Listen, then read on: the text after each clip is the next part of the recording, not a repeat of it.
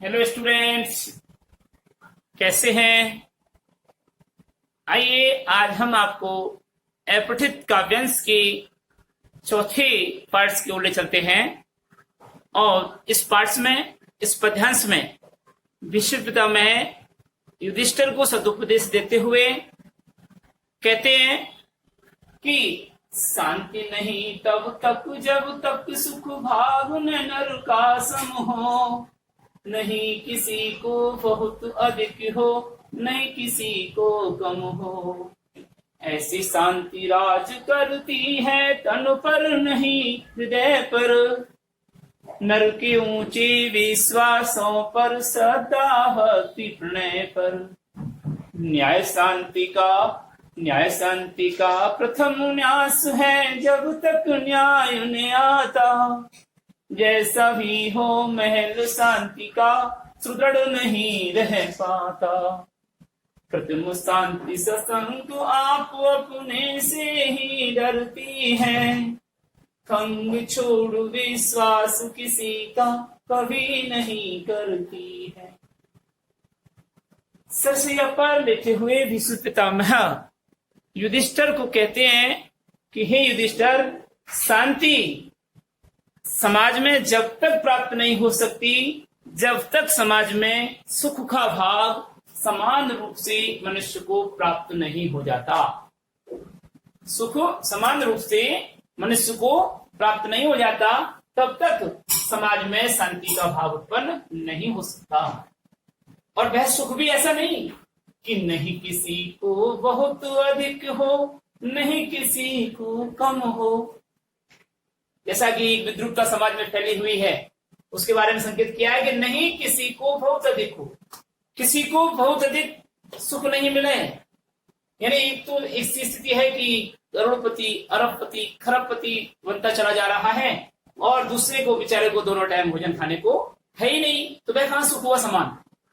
तो नहीं किसी को बहुत अधिक हो, नहीं किसी को कम हो। वह सुख का भाव मनुष्य को किसी को तो बहुत अधिक नहीं होना चाहिए और किसी को बहुत कम नहीं होना चाहिए। ऐसी शांति राज करती है तन पर नहीं हृदय पर ही। युधिष्ठिर, समाज में ऐसी शांति ही मनुष्य के शरीर पर नहीं अपितु हृदय पर राज करती है, जहां समान रूप से मनुष्य का सुख का भाग समान होता है। अरे मनुष्य के ऊंचे विश्वासों पर राज करती है, मनुष्य की श्रद्धा, भक्ति और प्रेम पर वह ऐसी शांति राज करती है जहां मनुष्य का सुख का भाग समान होता है। न्याय शांति का प्रथम न्यास है जब तक न्याय ने आता, जैसा भी हो महल शांति का सुदृढ़ नहीं रह पाता। हे युधिष्ठिर, न्याय मनुष्य की शांति की प्रथम धरोहर है। अगर आप समाज में शांति स्थापित करना चाहते हो तो न्याय कीजिए। और शांति का प्रथम धरोहर कौन है? न्यास। न्यास किसे कहते हैं? धरोहर को। तो क्या न्याय शांति का प्रथम न्यास है? शांति का प्रथम न्यास क्या है? धरोहर क्या है? न्याय। जब तक न्याय नहीं आता, समाज में जब तक न्याय नहीं आता, चाहे महल शांति का कितना ही सुदृढ़ क्यों ना हो, वह शांति का महल समाज में रुक ही नहीं सकता, स्थापित रह ही नहीं सकता। बनावटी शांति शंका से भरी होती है और अपने आप ही अपने से ही डरती है। वह कैसा कि खम्भ छोड़ विश्वास किसी का कभी नहीं करती है। कैसी शांति? जो बनावटी शांति होती है, जो दूसरे के अधिकार को छीन करके प्राप्त की जाती है, ऐसी शांति जो होती है वह अपने आप से ही भयभीत होती हुई डरा करती है। युधिष्ठिर से विशिष्टता में कहते हैं कि हे युधिष्ठिर, ऐसी शांति समाज में ऐसा प्रभाव डालती है कि तलवार छोड़ करके वह किसी का भी विश्वास नहीं करती और किसी पर भी दृढ़ता के साथ में अपने विश्वास को जमाए नहीं रखती है, तलवार छोड़कर मैदान से भाग खड़ी होती है। इस प्रकार अगर आप समाज में शांति स्थापित करना चाहते हो तो मनुष्य के सुख के भाग को समान करना पड़ेगा। अर्थात जो समाज में आज के परिवेश में जो विद्रुपता, जो समस्या पैदा हो रही है, उसको समूल नष्ट करना पड़ेगा। तो प्रश्न देखिए, इसके लिए पहला प्रश्न है कि प्रस्तुत काव्यांश का उचित शीर्षक दीजिए।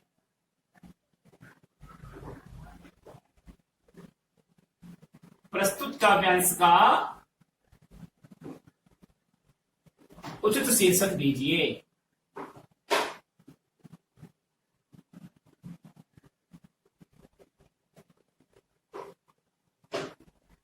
इसका आंसर होगा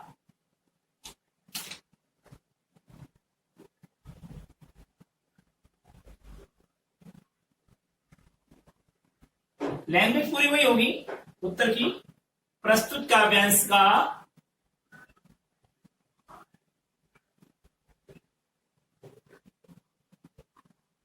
समुचित शीर्षक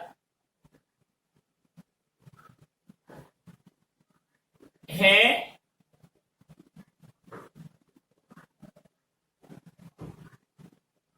के बाद में डैश इन्वर्टेड में लिखेंगे सामाजिक समानता और शांति का भाव।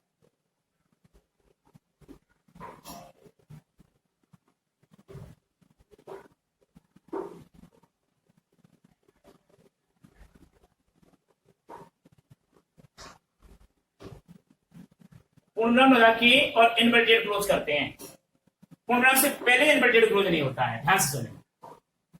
प्रश्न नंबर 2, प्रश्न नंबर 2 है शांति नहीं तब तक जब ये लाइन, शांति नहीं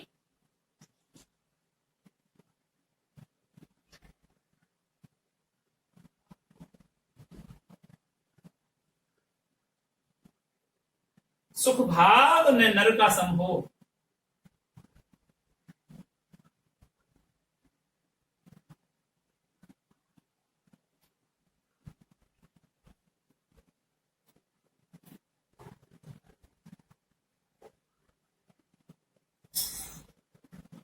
इन्वर्टेड कॉमा रखें और क्लोज करें।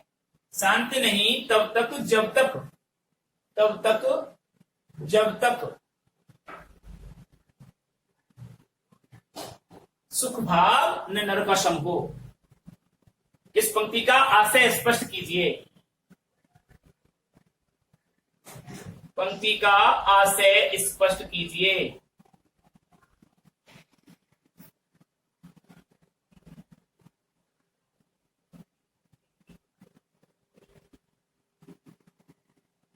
उत्तर लिखेंगे इसका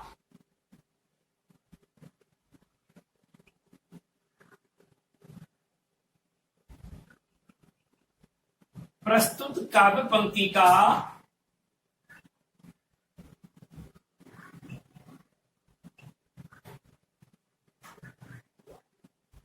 प्रस्तुत काव्य पंक्ति का आशय यह है कि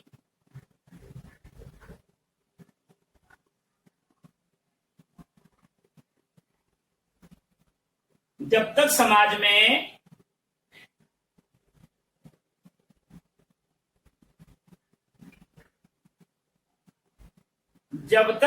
में सभी को समान सुख सुविधाएं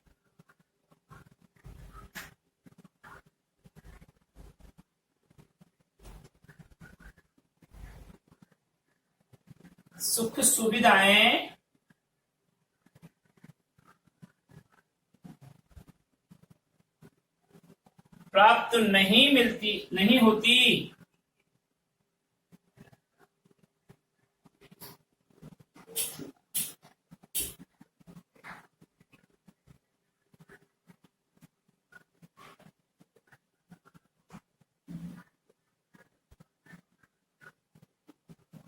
तो भेदभाव होगा।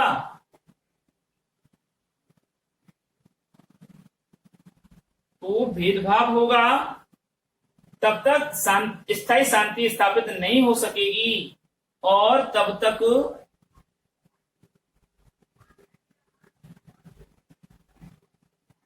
स्थायी शांति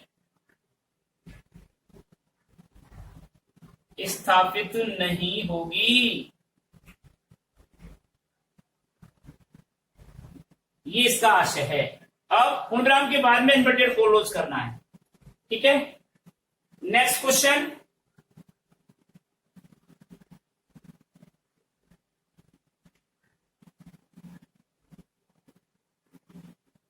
शांति का प्रथम न्यास किसे कहा गया है? Question number 3।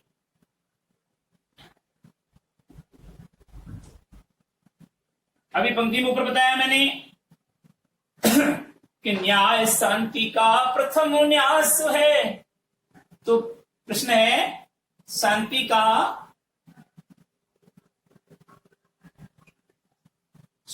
का प्रथम न्यास किसे कहा गया है? न्यास यानी धरोहर।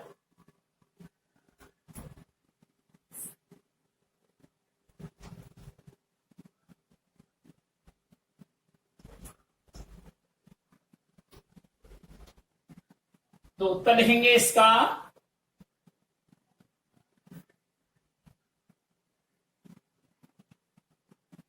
शांति का प्रथम न्यास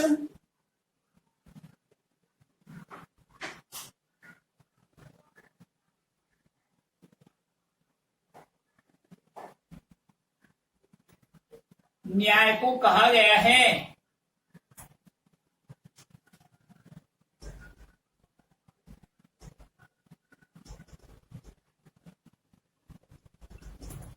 शांति का प्रथम न्यास किसको कहा गया है? न्याय को कहा गया है, जहां सबके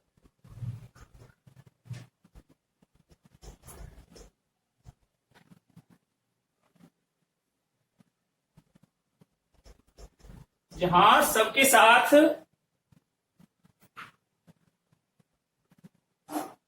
न्याय किया,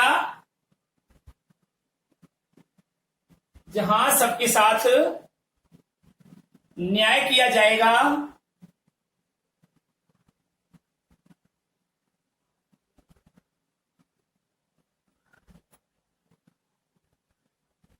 कमा पक्षपात नहीं होगा,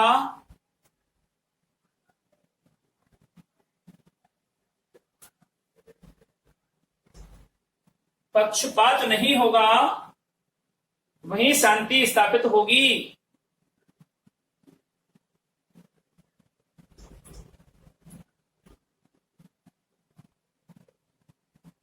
वहीं शांति स्थापित होगी।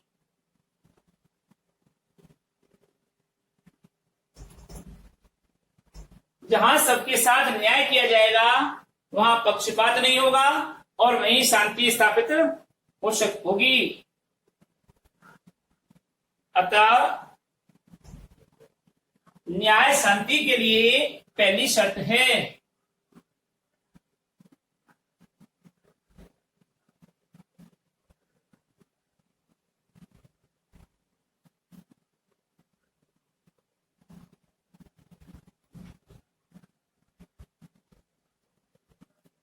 प्रश्न नंबर 4। कृत्रिम शांति सशंक आप अपने से ही डरती है। कृत्रिम शांति सशंक आप अपने से ही डरती है।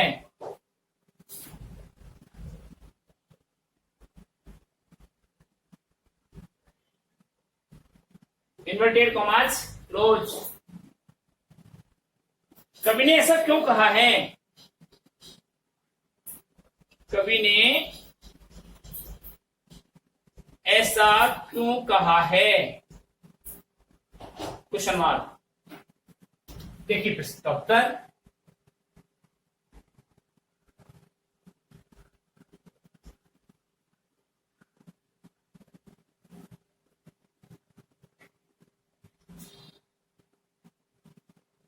कवि ने ऐसा इसलिए कहा है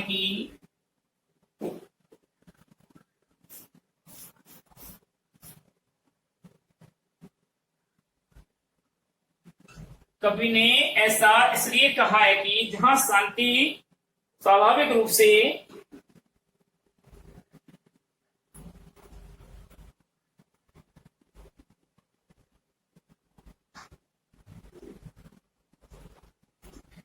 जहां शांति स्वाभाविक रूप से न्याय के आधार पर स्थापित नहीं होगी,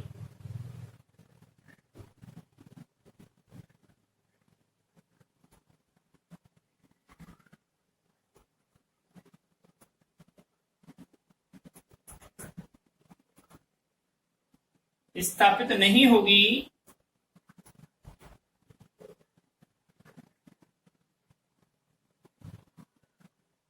वहां वह नकली शांति होगी, जिसको हम दिखावटी कहते हैं। वह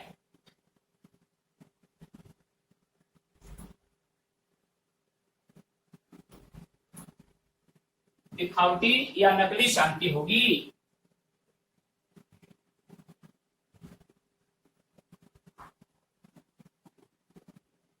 ऐसी शांति में मनुष्य कभी निर्भय नहीं रह सकता।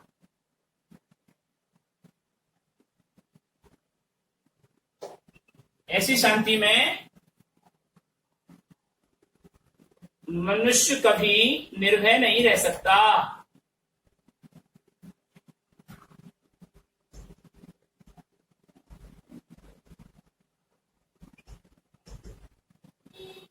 ऐसी शांति स्थापित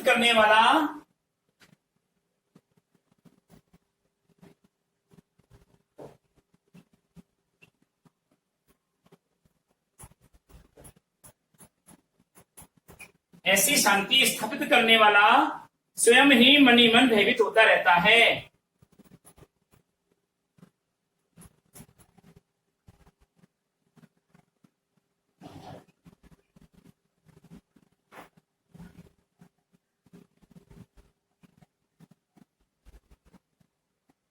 प्रकृति की जो गोद में बसा है, सुख स्वर्ग सा जहां है, वह देश कौन सा है।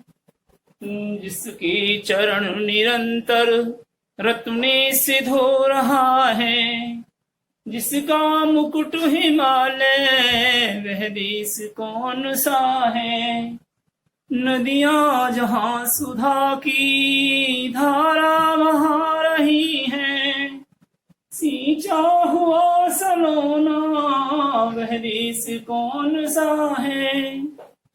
जिसके बड़े रसीले फलकंद नाज मेवे, सब अंग में सजे हैं, वह देश कौन सा है।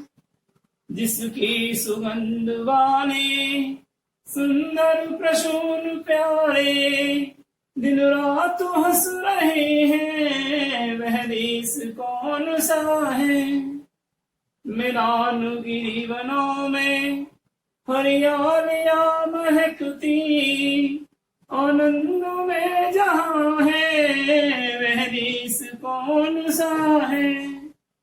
जिसकी अनंत धन से धरती भरी पड़ी है, संसार का शिरोमणि, वह देश कौन सा है।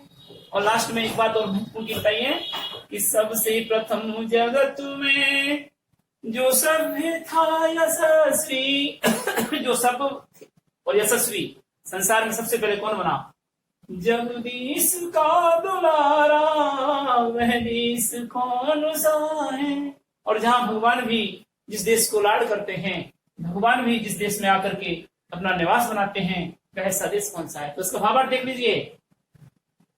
मन को मोहित कर देने वाली जहां प्राकृतिक संपदा भरी पड़ी है, ऐसे प्राकृतिक संपदा की गोद में जो देश बसा हुआ है, जहां सुख स्वर्ग की भांति प्रतीत हो रहा है, वैसा देश कौन सा है। वह देश भारत देश है। जिस भारत देश के चरणों को निरंतर या जिस देश के चरणों को निरंतर समुद्र धोता हुआ उसकी सेवा अर्चना कर रहा है, और जिस देश का मुकुट के रूप में हिमालय सुशोभित हो रहा है, कवि कहते हैं कि ऐसा देश कौन सा देश है। वह भारत देश है। जहां नदियां अमृत रूपी पवित्र धारा को बहाती हुई सुंदर भूभाग को सिंचित करती हुई धन धान्य से परिपूर्ण कर रही हैं, ऐसा देश कौन सा है? कवि कहते हैं ऐसा देश भारत देश है, जिस देश के फल, कंद, अनाज और सूखे मेवे बड़े ही रसीले हैं, सब अंग में सजे धजे हैं। ऐसा प्यारा देश भारत देश है, जिस देश के सुगंध वाले सुंदर पुष्प प्यारे प्यारे विकसित होते हुए सुशोभित हो रहे हैं और दिन रात हंसते हुए से प्रतीत होते हैं। ऐसा कौन सा देश है? कवि कहते हैं कि ऐसा वह भारत देश है, जहां मैदान में, पहाड़ों पर, उपवनों में सदैव हरियालियां महकती रहती है। आनंद को प्रदान करने वाला ऐसा संसार में कोई स्थान है, वह कौन सा देश है? वह भारत देश है। कवि कहते हैं कि जिसकी अनंत धन से धरती भरी पड़ी है, अर्थात जिसकी भूभाग, जिसका पृथ्वी के अंतर्गर्भ में अनंत धन संपदा भरी पड़ी है और वह संसार का शिरोमणि कहा जाता है। ऐसा देश कौन सा देश है? ऐसा देश भारत देश कहलाता है। संसार में सबसे पहले जो शब्द बना, जो यश को प्रसारित करने वाला बना, जो ईश्वर का लाडला, ईश्वर का दुलारा है, ईश्वर जहां निवास करने आते हैं, ऐसा देश कौन सा देश है? कवि कहते हैं ऐसा देश भारत देश है। तो यहां इस पूरे पद्यांश में किसका गुणगान किया गया है बताइए? तो इस संपूर्ण पद्यांश में किसका? भारत देश की महिमा का गुणगान किया गया है। तो प्रश्न बनता है कि प्रस्तुत काव्यांश का उचित शीर्षक दीजिए। तो लिखिए, प्रस्तुत काव्यांश का उचित शीर्षक, क्वेश्चन नंबर 1, प्रस्तुत काव्यांश का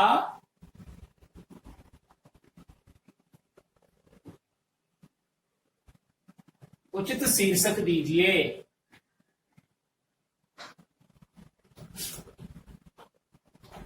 इसका उत्तर है उक्त काव्यांश का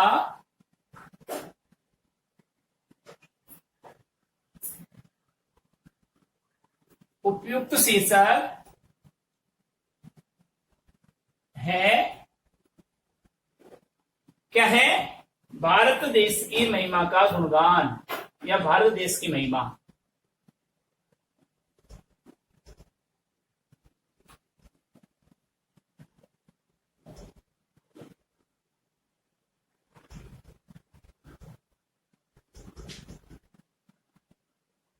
और इन्वर्टेड क्लोज करते हैं, ठीक है। क्वेश्चन नंबर 2, मनमोहनी प्रकृति की गोद में कौन सा देश बसा हुआ है? मनमोहनी प्रकृति की गोद में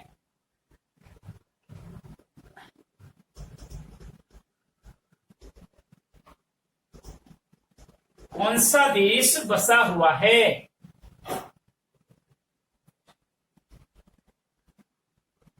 क्वेश्चन मार्क। वहां कौन से सुख की प्राप्ति होती है? वहां कौन से सुख की प्राप्ति होती है?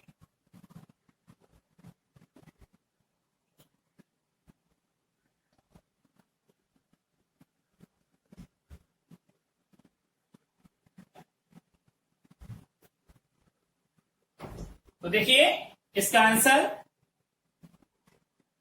मनमोहनी प्रकृति की गोद में, मन को मोहित कर देने वाली प्रकृति, इसको कहते हैं मनमोहिनी प्रकृति। मनमोहिनी प्रकृति की गोद में भारत देश बसा हुआ है।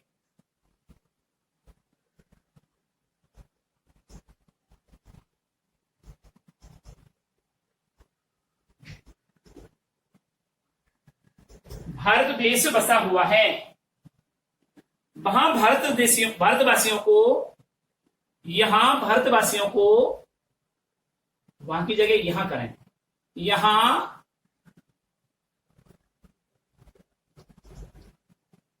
भारतवासियों को स्वर्ग के समान सुख की प्राप्ति होती है।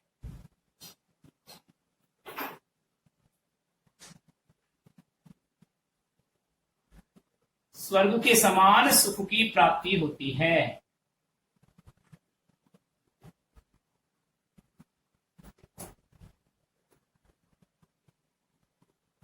क्वेश्चन नंबर 3, भारत की नदियों की क्या विशेषता है?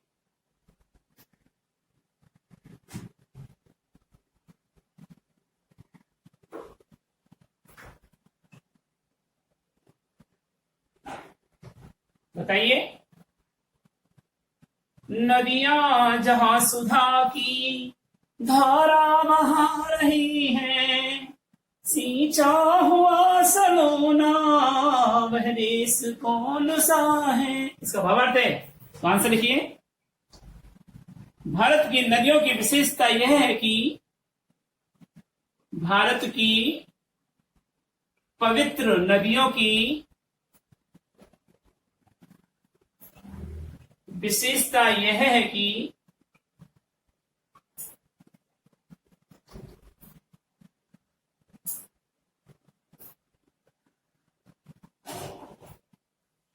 इनका जल अमृत में है,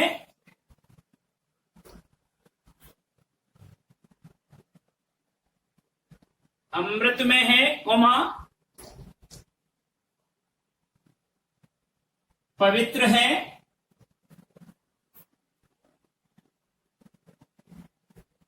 अर्थात भारत की नदियों में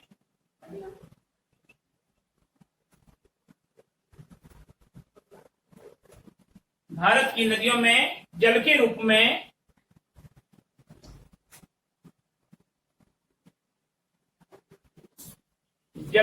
में अमृत रूपी धारा बहती है।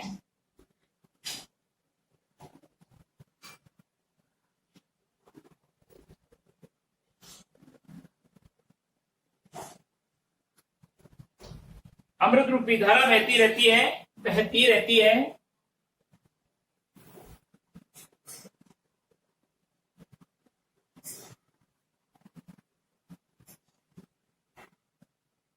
जो मातृभूमि को सिंचित करती हुई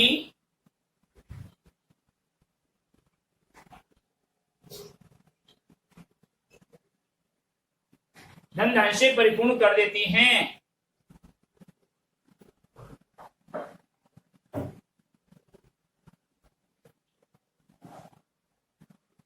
परिपूर्ण कर देती हैं।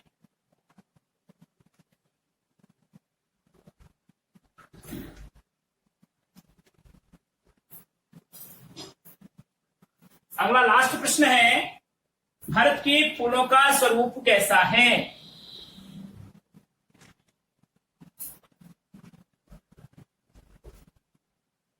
क्वेश्चन नंबर 4, भारत के फूलों का स्वरूप कैसा है?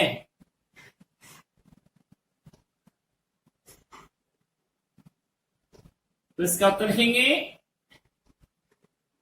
दिन रात हंस रहे हैं वह देश कौन सा है। तो भारत में विकसित फूल सदैव महकते रहते हैं।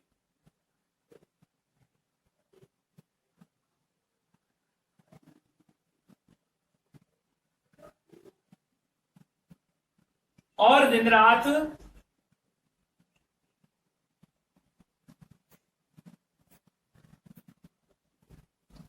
अपनी सुगंध को बिखेरते हुए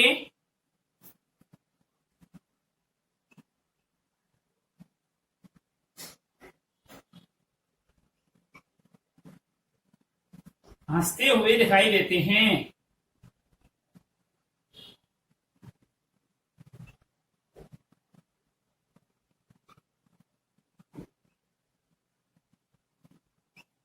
इस प्रकार ये पद्य नंबर 4 और 5 आपको कंप्लीट हुआ।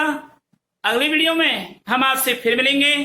तब तक के लिए हम आपसे विदा लेते हैं।